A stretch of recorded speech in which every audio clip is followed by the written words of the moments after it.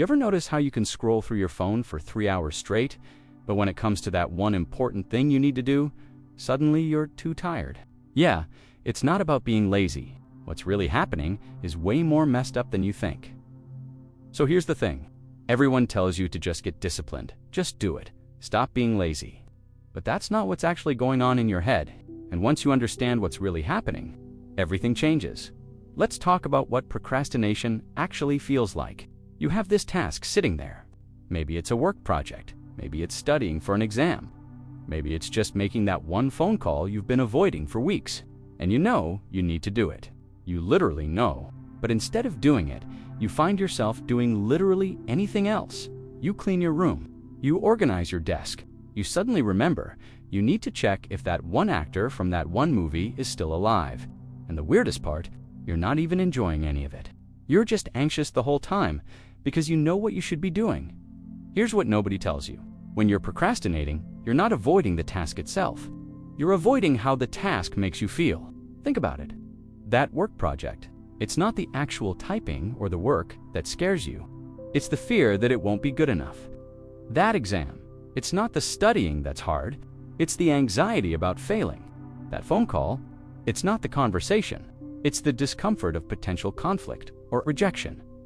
Your brain is literally trying to protect you from emotional discomfort. And it does this by giving you a hit of relief every time you choose something easier. You pick up your phone, you get instant gratification. You watch a video, you feel better for a moment. But that relief is temporary. And underneath it, the anxiety about the actual task just keeps building. This is where it gets interesting from a psychology perspective. There's this thing called temporal discounting. Basically, your brain values immediate rewards way more than future rewards. So right now, scrolling through social media gives you instant pleasure. Starting that project gives you nothing right now except discomfort and effort. Your brain does the math and picks the easy option every single time. But here's the deeper part. For a lot of people, procrastination started way earlier than you think. Maybe when you were a kid, you learned that your worth was tied to your achievements. So now, every task feels like a test of whether you're good enough. Or maybe you grew up in an environment where mistakes were punished, so now your brain sees every task as a potential threat. You're not just avoiding work, you're avoiding the possibility of proving to yourself that you're not good enough. Researchers have found that procrastinators often have higher levels of anxiety and perfectionism. And that makes sense, right? If you never start, you never fail. If you do it at the last minute, you have a built-in excuse if it doesn't go well. You can tell yourself it would have been better if you had more time. It's a protection mechanism. A really bad one, but still. There's also this concept called task aversion. Some tasks just trigger negative emotions in you more than others. And usually, it's not random. It's tied to past experiences. Maybe you failed at something similar before. Maybe someone criticized you harshly. Maybe you just have zero interest in it, and your brain rebels against doing something that feels meaningless. Your brain remembers that pain, and it does everything it can to avoid experiencing it again. And then there's the whole perfectionism trap.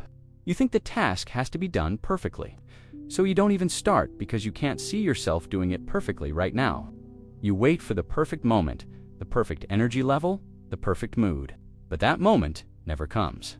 So you keep waiting, and the deadline gets closer, and the anxiety gets worse, and you feel even more paralyzed. Here's the part that really clicks things into place. Procrastination is not a time management problem. It's an emotion regulation problem. You're not bad at managing time. You're struggling to manage the uncomfortable emotions that come with certain tasks. And once you see it that way, the solution becomes completely different. Think about the last time you procrastinated on something. What were you actually feeling? Was it fear? Overwhelm? Boredom? Resentment? Usually, it's one of those, and your brain, trying to be helpful, just steers you away from those feelings.